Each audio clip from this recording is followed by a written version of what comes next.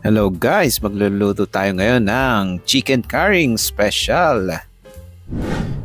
Ayan, tostahin lang natin ang bell pepper. Hiniwa ko nga lang pala na medyo malalaki para magandang pang decorate mamaya. Ayan, after niya matosta, set on the side. At sunod na natin ang carrots at patatas. Tostahin lang din natin yan. Ayan, medyo tostado na, set on the side lang natin. At susunod na natin ang chicken leg. Nilagyan ko na nga pala ng asin at paminta yan para kumapit na ang lasa. Papan-fry lang natin yan. Kapag alam na natin medyo tostado ng mga gilid-gilid na yan, baliktarin natin.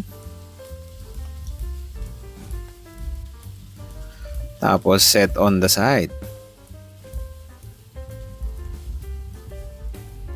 At simulan na natin gisahin ang sibuyas, luya, bawang. Gisahin lang natin hanggang sa mag-translucent yan.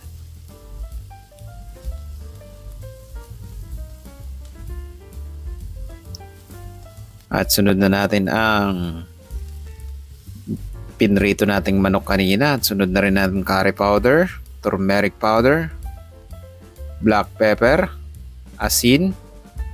Yan, halo-haluin lang natin yan para kumapit ang lasa ng mga spices.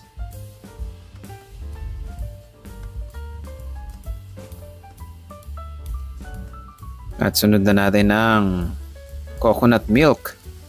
Ang gamit ko nga palang coconut milk dito ay yung nasa lata. Pwede rin kayong gumamit ng fresh para mas masarap at malasa. At lagay na natin ang bay leaves. Pati yung tinusta nating patatas at carrots. Lagyan din natin ng chicken cubes. Ayan, halo-haluin lang natin. At lagyan na natin ng asukal pang balance ng lasa. At yung bell pepper. Green chili. Pwede rin kayong gumamit ng siling labuyo, chili flakes. At halo-haluin lang natin hanggang sa mag-reduce yung sauce. Depende sa inyo guys kung gaano kalapot or gaano kalabnaw ang gusto nyong sabaw. Ayan o. Halos ready na yan. Ito, ganito ang gusto kong lapot lang. Medyo sakto lang, hindi yung ganong tuyong-tuyo.